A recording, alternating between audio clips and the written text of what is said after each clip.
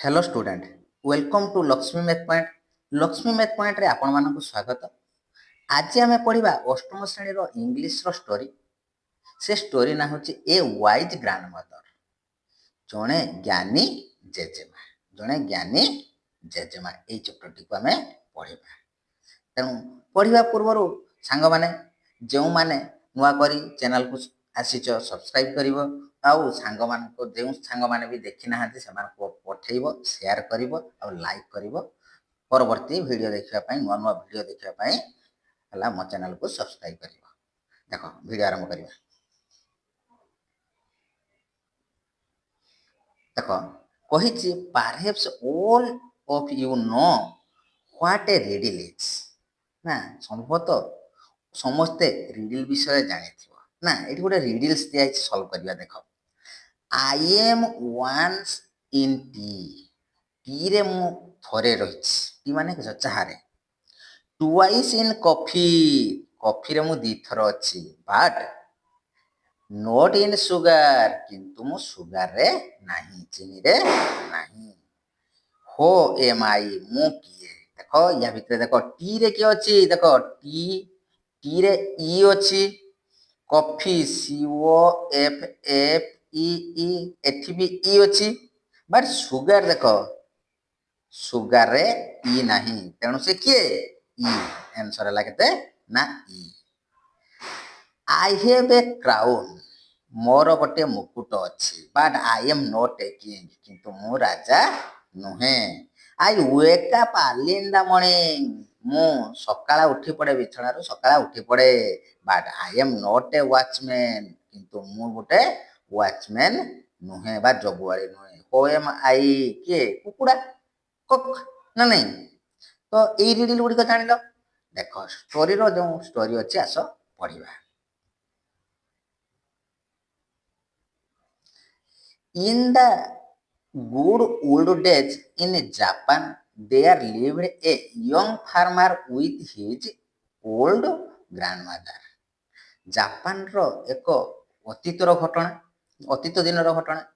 There lived a young farmer। ଜଣେ ଯୁବକ କୃଷକ ବାସ କରୁଥିଲା ତାହାର with his old grandmother। ତାହାର ବୁଢ଼ୀମାଙ୍କ ସହିତ ବା ଜେଜେମାଙ୍କ ସହିତ।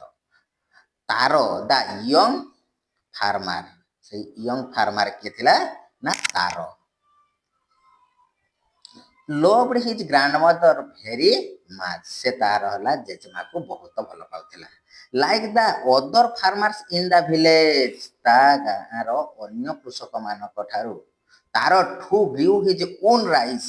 ସେ ତାର ହେଲା କ୍ଷେତରେ ନିଜର ରାଇସ୍ ୱେଟ୍ ଗହମ ଭେଜିଟେବୁଲ୍ସ ପନିପରିବା and lived in space and happiness। ଏବଂ ସେ ଶାନ୍ତିରେ ଏବଂ ଖୁସିରେ ବାସ କରୁଥିଲା। but things do not go in the same way always। ସବୁଦିନ ଏକା ଭଳି ନଥାଏ। once there was no rainfall। ଏକଦା ଜମା ବର୍ଷା ହେଲା ନାହିଁ ବା ଆଦୌ ବର୍ଷା ହେଲା ନାହିଁ। ଏ ଡ୍ରପ୍ କମ୍ ଏକ ମରୁଡ଼ି ଆସିଲା। and dried the ମାନେ କ'ଣ ନା ବର୍ଷା ହେଲା ନାହିଁ। dried the field and well। କ୍ଷେତ ଶୁଖିଗଲା ଏବଂ କୂପ ଶୁଖିଗଲା। slowly food become scarce। ଧୀରେ ଧୀରେ ଖାଦ୍ୟ ଶେଷ ହେବାକୁ ଲାଗିଲା। the people feared that। ଲୋକମାନେ ଭୟଭୀତ ହୋଇଗଲେ ଯେ within a few days there would be no food at all। ଆଉ ଅଳ୍ପ ଦିନ ଭିତରେ ଆମେ ଆଉ ଖାଦ୍ୟ ପାଇପାରିବା ନାହିଁ। the headman of the village was very much worried। ହେଡମ୍ୟାନ ମାନେ କିସ ନା ଗ୍ରାମର ମୁଖିଆ ସବୁବେଳେ ବିବ୍ରତ ହୋଇଗଲେ ପଡ଼ିଲେ। worried ମାନେ ବ୍ୟସ୍ତ ହୋଇପଡ଼ିଲେ ଓଡ଼ିଆ ବିବ୍ରତ ହୋଇପଡ଼ିବା। we must think of some ways to solve this problem। ଆମ୍ଭେମାନେ ଭଲ ଭାବେ ମାନେ କ'ଣ କରିବା ଥିଙ୍କିଂ କରିବା ଏବଂ ଏହି ସମସ୍ୟାର ସମାଧାନ କରିବା। he told in a meeting of the villagers। ସେ ଗ୍ରାମବାସୀ ମାନଙ୍କୁ ନେଇକି ଗୋଟିଏ ମିଟିଂ ଡାକିଲେ। Each one must have SUM food. ପ୍ରତ୍ୟେକ ପାଖରେ ଅଳ୍ପ ଅଳ୍ପ କିଛି ଖାଦ୍ୟ ଅଛି। ସେଡ୍ ୱାନ୍ ଫାର୍ମାର, ଜଣେ କୃଷକ କହିଲା। But Nothing can be grown without water. ଆମେ ପାଣି ବିନା କୌଣସି ଖାଦ୍ୟ ମାନେ କ'ଣ କରିପାରିବୁନି ନା ବଢ଼େଇ ପାରିବୁ ନାହିଁ, ଅର୍ଥାତ୍ ଖାଦ୍ୟ ଆମେ ପ୍ରସ୍ତୁତ କରିପାରିବୁ ନାହିଁ ପାଣି ବିନା, ବା ଆମେ କୃଷି କାର୍ଯ୍ୟ କରିପାରିବୁ ନାହିଁ। ଆଇ ନୋ, ମୁଁ ଜାଣିଛି। Now the only solution is to move away from our village to the nearby mountain side. ବର୍ତ୍ତମାନ ଆମର ସମସ୍ୟାର ସମାଧାନ ହେଉଛି ଯେ ଗ୍ରାମର କିଛି ଲୋକଙ୍କୁ କ'ଣ କରାହେବ ନା ପାହାଡ଼ର ପାଦଦେଶ ତଳକୁ ପଠାଇ ଦିଆଯିବ। Late the young people stay here. ଏଠାରେ ଖାଲି କ'ଣ ରହିବେ ନା ଯୁବକ ପିପୁଲ୍ ମାନେ ରହିବେ। ଦେ ଆର୍ ଷ୍ଟ୍ରଙ୍ଗ, ଯେଉଁମାନେ କି କ'ଣ ଶକ୍ତିଶାଳୀ, and can work hard to improve the situation. ଏହି ସିଚୁଏସନ୍କୁ ସେମାନେ ତାର ସଫଳତାର ଭାବେ କଠିନ ପରିଶ୍ରମ କରି ସଫଳତା ଆଣିପାରିବେ। ଆଫ୍ଟର ଏ ମୋମେଣ୍ଟସ୍ ସାଇଲେନ୍ସ, କିଛି କ୍ଷଣ ନୀରବତା ପରେ, ଦ ହେଡମ୍ୟାନ୍ କଣ୍ଟିନ୍ୟୁ, ଗ୍ରାମର ମୁଖିଆ ଜଣକ କ'ଣ କଲେ ନା କଣ୍ଟିନ୍ୟୁ କହିବାକୁ ଲାଗିଲେ। All the old people above 60 should live। ଯେ ଯେତେ 60 ବର୍ଷରୁ ଅଧିକ ଲୋକ ସେମାନଙ୍କୁ ସେଠୁ ବାହାର କରିଦିଆଯିବ। କେଇଠିକି ନା ମାଉଣ୍ଟେନ୍ ସାଇଡ୍କି। And go to the mountain village, ସେଇ ଗାଁ ତଳର ଆମର କ'ଣ ପାହାଡ଼ ତଳର ଗାଁକୁ ପଠାଇ ଦିଆଯିବ। Where it would be easier to get food, ଯେଉଁଠାରେ କି ସେମାନେ ସହଜରେ ଖାଦ୍ୟ ପାଇପାରିବେ। All the families said farewell to their dear old ones। ଯେ ଗ୍ରାମର ସମସ୍ତ ଫ୍ୟାମିଲି ପରିବାରର ତାଙ୍କର ହେଲା ସେଇ ବୁଢ଼ା ଲୋକଙ୍କୁ ହେଲା କ'ଣ ନା ଫେରୱେଲ୍ ଦେଲେ। ଯେମିତି ତମ ଗାଁ ସ୍କୁଲରେ ଯେମିତି ହୁଏ ଫେରୱେଲ୍ ହୁଏ, ଯେଉଁ 10 କ୍ଲାସ୍ ଛୁଆମାନେ ହେଲା କ'ଣ କରନ୍ତି ପାସ୍ ହେଇକି ଯିବେ, ସେମାନଙ୍କୁ ଫେରୱେଲ୍ ଦିଆଯାଏ ନା, ବିଦାୟକାଳୀନ ସଭା କରା ହୁଏନି ନା, ତ ସେଇଟା farewell. Left for the mountain village, ଯେଉଁମାନେ କି ମାଉଣ୍ଟେନ୍ ବା ପର୍ବତର ଗାଁକୁ ଚାଲି ଯାଉଥିଲେ, ପାହାଡ଼ ତଳର ଗାଁକୁ। But Taro could not bear the parting, କିନ୍ତୁ ତାର ଏସବୁକୁ ଖାତିର କଲା ନାହିଁ। କାରଣ because of his deep attachment to his dear grandmother. ସେ ତାହାର ଜେଜେମା ସହିତ ଏକ ସୂତ୍ରରେ ବାନ୍ଧି ହୋଇଯାଇଥିଲା, ବାହାକି ତାକୁ ଏତେ ଭଲ ପାଉଥିଲା ଯାହାକି ତା ଜେଜେମାକୁ, ସେ ତାକୁ କୌଣସି ଛାଡ଼ିବାକୁ ଚାହୁଁନଥିଲା। ସୋ ହି କ୍ୱାଇଟଲି ଟୁକ୍ ହାର ଏ ଅଣ୍ଡରଗ୍ରାଉଣ୍ଡ ରୁମ୍।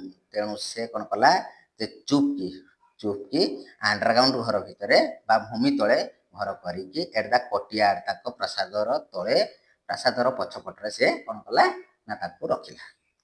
ହି ସପ୍ଲାଇଡ୍ ହାର food and looked after all her needs। ସେ ସବୁ ଖାଦ୍ୟ ତାଙ୍କୁ ଦେଲା and looked after, ଏବଂ ତାଙ୍କର ଯତ୍ନ ନେଲା all her needs, ଯାହା ଯାହା ସବୁ ଦରକାର ତାଙ୍କୁ ଦେଲା। ଅର୍ଥାତ୍ କ'ଣ କଲା ନା ଘର ଭିତରେ ସେ ମାଟି ତଳେ ପୋତିକି, ମାନେ ମାଟି ତଳକୁ ଘର ଗୋଟେ କରିକି ତା ଭିତରେ ତାକୁ ରଖିଲା। ଖାଦ୍ୟ ଯୋଗାଇଲା କାହାକୁ? ତା ଜେଜେମାକୁ, ନା ନାଇଁ। ନେକ୍ସଟ ଦେଖ,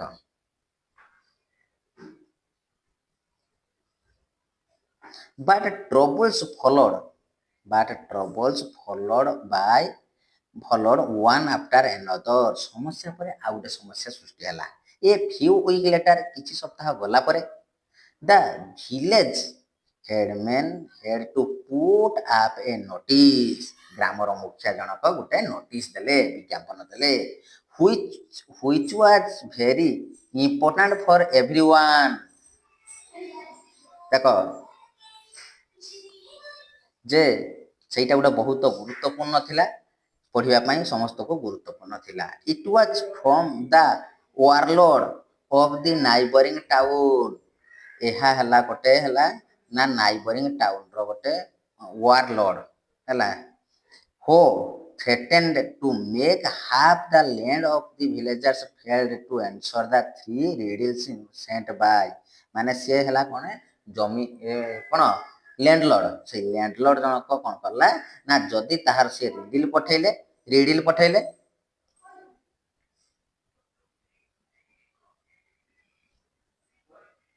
ଦେଖ ସେ ରିଡିଲ୍ ପଠେଇଲେ,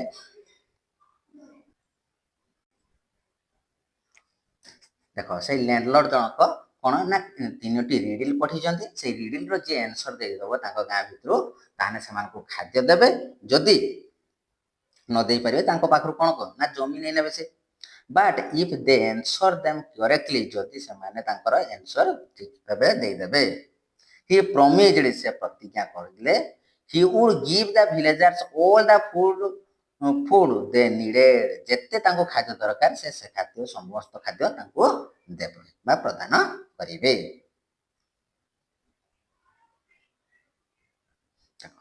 ତାର quickly ran home to tell his grandmother all about the riddles as he hoped the village headman may allow her to stay in the village। ଦେଖ Taro quickly run home to tell his grandmother, ତା ଜେଜେମାକୁ କହିବା ପାଇଁ ତାର ଦୌଡ଼ିକି ଆସିଲା ନା ନାଇଁ ସେଇ ରିଡିଲ୍ସ ବିଷୟରେ, ନା ନାଇଁ ହୋପ୍ ଆଶା କଲା ଯେ ଗ୍ରାମର ଭିଲେଜ ହେଡ଼ମ୍ୟାନ୍, ଗ୍ରାମର ମୁଖିଆ ଜଣକ ତାଙ୍କୁ ମୁକ୍ତ କରିଦେବେ। ଇଫ୍ କ'ଣ ନା ଯଦି ସେ ରିଡିଲ୍ର ଆନ୍ସର ଦେଇଦେବ, ତେଣୁ ସେ ତା ଜେଜେମାକୁ ମୁକ୍ତ କରିଦେବେ।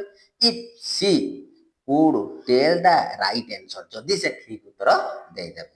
ଗ୍ରାଣ୍ଡମଦର, ଜେଜେମା, ଲିସିନ୍, ଶୁଣ, ପ୍ଲିଜ୍ ଲିସିନ୍, ଦୟାକରି ଶୁଣ, କେୟାରଫୁଲି, ଯତ୍ନର ସହିତ। କ୍ୟାନ୍ ୟୁ ଟେଲ୍, ତମେ କହିପାରିବ, which part of a log is close to the top and which part is closer to the root। ସେ ତା ଜେଜେମାକୁ ସେ ପଚାରିଲା ଯେ ତମେ କହିପାରିବ କି ଯେ ଗୋଟେ କାଠ ଗଣ୍ଡିର କେଉଁ ପାର୍ଶ୍ୱଟା ହେଲା ଆଗ ପଟ ଆଉ କେଉଁ ପଟଟା ହେଲା ତାର ମୂଳ ପଟ। ତାର ସେଡ୍, ତାର କହିଲା, ଦ ଓଲ୍ଡ ଲେଡି କ୍ଲୋଜ୍ଡ ହାର୍ ଆଇଜ୍, ସେଇ ବୁଢ଼ୀ ଲୋକଟି ତାର ଆଖିକୁ ବନ୍ଦ କଲା। ଆଣ୍ଡ ଥିଙ୍କ ହାର୍ଡ, ଏବଂ କଠିନରୁ ଅତି କଠିନ ଚିନ୍ତା କଲା, ମାନେ ଅତ୍ୟଧିକ ଚିନ୍ତା କଲା। ସି ଓପନ୍ଡ ହାର୍ ଆଇଜ୍, ସେ ତାର ଆଖି ଖୋଲିଲା। ଆଣ୍ଡ ସେଡ୍, ଏବଂ କହିଲା, float the log on water, ତମେ ହେଲା ଯଦି କାଠ ଗଣ୍ଡିଟିକୁ ଜଳରେ ଭସେଇ ଦବ। The part closer to the root will sink, ଯେଉଁ ଆମର ମୂଳ ପଟଟା, କାଠ ଗଣ୍ଡିର ମୂଳ ପଟଟା ପାଣିରେ ବୁଡ଼ିଯିବ, ସିଙ୍କ ମାନେ ବୁଡ଼ିଯିବା। But the part close to the top will remain on water, ତାର ହେଲା ଅଗ୍ରଭାଗଟା ପାଣିରେ ଭାସି ପଡ଼ିବ ଆଉ ମୂଳ ଭାଗଟା ପାଣିରେ ବୁଡ଼ିଯିବ। ଫାଷ୍ଟ ରିଡିଲ୍ ସରିଲା। ଦେଖ ତାର ସ୍ମାଇଲ୍ଡ ୱିଥ୍ ହ୍ୟାପିନେସ୍, ତାର ଖୁସିରେ ହସିଲା। ଫିଲିଂ ସିଓର ଦ୍ୟାଟ୍, ସେ ନିଶ୍ଚିତ ହୋଇଯାଇଥିଲା ଯେ ଦ ଆନ୍ସର ୱାଜ୍ କରେକ୍ଟ, ସେଇ ଉତ୍ତରଟି ହେଉଛି ସଠିକ୍। ହି ଆସ୍କଡ୍ ଦ ସେକେଣ୍ଡ ରିଡିଲ୍, ସେ ତାପରେ ତାର ଦ୍ୱିତୀୟ ରିଡିଲ୍ଟିଏ ପଚାରିଲା। How can you make a rope of ashes, ଯେ ତମେ ଦଉଡ଼ିକୁ କିପରି ତିଆରି କରିପାରିବ, ପାଉଁଶ ଦଉଡ଼ି କିପରି ତିଆରି କରିପାରିବ। ଗ୍ରାଣ୍ଡମା, ଜେଜେମା, ତୁମେ ପାଉଁଶର ଦଉଡ଼ି କିପରି ତିଆରି କରିପାରିବ। ଦ ଗ୍ରାଣ୍ଡମା ଫୋରହେଡ୍ କ୍ରାସ୍ଡ, ତାହାର ହେଲା ଫୋରହେଡ୍ ବିନ୍ଧିବାକୁ ଲାଗିଲା। ଆଣ୍ଡ ଏଜ୍ ସି କ୍ଲୋଜ୍ଡ ହାର୍ ଆଇଜ୍ ଟୁ ଥିଙ୍କ ହାର୍ଡ, ମାନେ କ'ଣ କଲା ନା ଆହୁରି ଅଧିକରୁ ଅଧିକ ଚିନ୍ତା କରିବାକୁ ଲାଗିଲା। ହି ଓପନ୍ଡ ହାର୍ ଆଇଜ୍, ସେ ତାର ଆଖିକି ଖୋଲିଲା। ଆଣ୍ଡ ସେଡ୍, ଏବଂ କହିଲା, ଟେକ୍ ଏ ଷ୍ଟ୍ରଙ୍ଗ ରୁଫ୍, ଏକ ହେଲା ଶକ୍ତ ଦଉଡ଼ି ଆଣ। ପୋର୍ ସଲ୍ଟ ଅଲ୍ ଓଭର ଇଟ୍, ଏବଂ ତାର ଚାରିଆଡ଼େ ଲୁଣ ଲଗେଇ ଦିଅ। Light one side at the roof, ସେଇ ଦଉଡ଼ିର ଗୋଟେ ପାର୍ଶ୍ୱରେ କ'ଣ ନା ଲଗେଇ ଦିଅ, ନିଆଁ ଲଗେଇ ଦିଅ। It will burn slowly in inch by inch, ଏହା 1 ଇଞ୍ଚ ପରେ 1 ଇଞ୍ଚ ଧୀରେ ଧୀରେ ଜଳିବାକୁ ଲାଗିବ। ଆଣ୍ଡ ଏବଂ ହ୍ୱାଟ୍ସ ଫେଲ୍ଟ at the end is the coil of ashes, ହେଲା ତମେ ଯେଉଁ ଭଳିଆ ଦଉଡ଼ି ରଖିଥିଲ ସେଇଭଳିଆ ପାଉଁଶର ଦଉଡ଼ି ତମକୁ ମିଳିପାରିବ। ୱାଓ, ଦ୍ୟାଟ୍ସ ଗ୍ରେଟ୍, ଏହା ବହୁତ ଭଲ। ୟୁ ଆର୍ ସୁପର, ତମେ ବହୁତ ଭଲ ଗ୍ରାଣ୍ଡମା, ଜେଜେମା। ସୋ ନାଉ, ତେଣୁ ବର୍ତ୍ତମାନ, can I ask the third riddle, ମୁଁ ତମକୁ ମାତ୍ର ଆଉ ଗୋଟିଏ ତୃତୀୟ ରିଡିଲ୍ଟିଏ ପଚାରୁଛି। ସେଡ୍, ତାର କହିଲା, ଗୋ ହେଡ୍, ଆଗକୁ ଯାଇ, ଲେଟ୍ ମି ସି ଇଫ୍, ଲେଟ୍ ମି, ମୋତେ ଦେଖ, ଇଫ୍ ଆଇ କ୍ୟାନ୍ ଆନ୍ସର, ଯଦି ମୁଁ ଏହାର ଉତ୍ତର ଦେଇଦିଏ। Said the grandmother with a smile, ତା ଜେଜେମା ହସିକି କହିଲେ। ୱେଲ୍ ଠିକ୍ ଅଛି। This is the last one grandma. ଏଇଟା ଶେଷ ପ୍ରଶ୍ନ ଜେଜେମା। How can you pass the silk? How can you pass the silk thread through a hollow pipe? ଯେ ଗୋଟେ ହେଲା ସିଲ୍କର ହେଲା ସୂତାକୁ ତମେ ଗୋଟେ ହଲୋ ମାନେ ଫମ୍ପା ପାଇପ୍ ଭିତରେ ପ୍ରବେଶ କରାଇବ। Which is crooked and curved. ସେଇଟା ଅଙ୍କା ବଙ୍କା ହୋଇଯାଇଥିବ। ଅଙ୍କା ବଙ୍କା ପାଇପ୍ରେ କେମିତି ପୁରେଇବ ସୂତାଟିକୁ। ଦ ଗ୍ରାଣ୍ଡମଦର ଗେଭ୍ ଏ ହାର୍ଟି ଲାଫ୍। ତା ଜେଜେମା ହୃଦୟର ସହିତ ହସିଲା, ମାନେ ଅତି ଖୁସିରେ ହସିଲା। That's easy. ତାହା ବହୁତ ସହଜ। Take the thread. ଗୋଟେ ସୂତା ଆଣିବ। ଟାଇ ଦ ଲେଗ୍ ଅଫ୍ ଆନ୍ ଆଣ୍ଟ ଟୁ ଦି ଥ୍ରେଡ୍। ସେଇ ସୂତାକୁ ଗୋଟେ ପିମ୍ପୁଡ଼ିର ତାର ଲେଗ୍ରେ ବା ଗୁଡ଼ରେ ବାନ୍ଧିଦେବ। Put some honey at one end of the pipe. ଯେ କ'ଣ କରିବ ନା ପାଇପ୍ର ଅନ୍ୟ ପାର୍ଶ୍ୱରେ କିଛି ହନି ମାନେ କିସ ମହୁ ରଖିଦେବ, ମହୁ ପକେଇବ।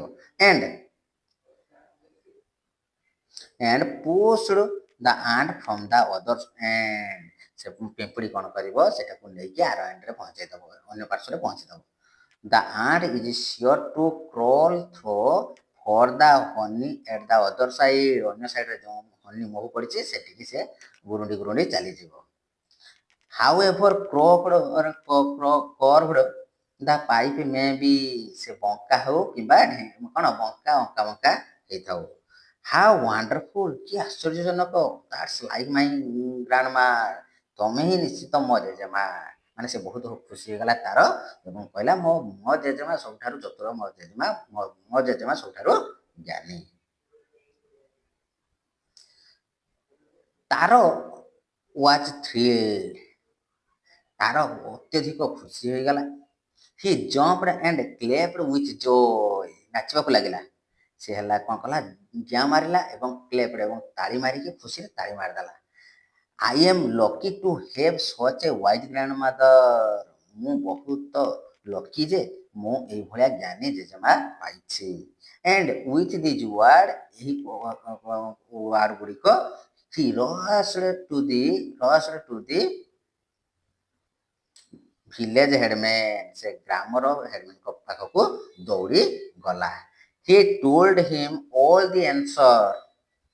ସେ ସବୁ ଆନ୍ସର କହିଲା। Which the headman too said were correct. ସେ ଯେ ଆମର ଗ୍ରାମର ମୁଖିଆ ଜଣକ କହିଲା ସବୁ ଠିକ୍ ଅଛି। The headman was highly pleased to know how a wise young boy he had in his village. କିପରି ଭାବେ ଆମ ଏଇ ଗ୍ରାମରେ ଏଇଭଳିଆ ଜ୍ଞାନୀ ଯୁବକଟିଏ ରହିଛି। Oh no sir. ମହାଶୟ ନା, ଇଟ୍ ମି। ଇଏ ମୁଁ ନୁହେଁ। ହୋ ଆନ୍ସର୍ଡ। ସେ ଉତ୍ତର ଦେଲେ। ସେଡ୍ ତାର କହିଲା ହାମ୍ବଲି, ବିନମ୍ରର ସହିତ।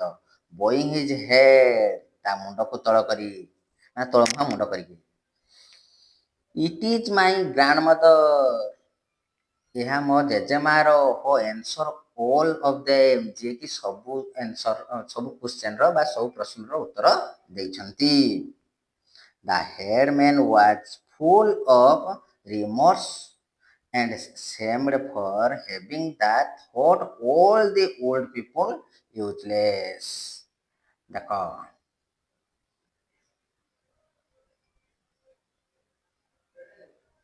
ଯେ କ'ଣ କହିଲା, ଦ ହେଡମ୍ୟାନ୍ ୱାଜ୍ ଫୁଲ୍ ଅଫ୍ ରିମୋର୍ସ।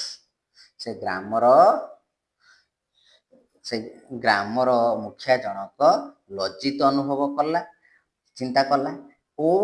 ଚିନ୍ତା କଲା all the old people useless. ମୁଁ ଭାବୁଥିଲି ଯେ ଗ୍ରାମର ସମସ୍ତ ବୁଢ଼ା ଲୋକ ଅଦରକାରୀ। ହି ଥ୍ୟାଙ୍କଡ ସେ ତାରକୁ ଧନ୍ୟବାଦ ଜଣାଇଲେ। And showed him with gift. ଏବଂ ତାଙ୍କୁ ବହୁତ ଗୁଡ଼ିଏ ଗିଫ୍ଟ ଦେଲେ। And in a gathering of all the people of the village. ଗ୍ରାମର ସମସ୍ତ ଲୋକଙ୍କୁ ଏକତ୍ରିତ କରାଇଲେ। He gladly honoured the grandmother whose wisdom had saved the village.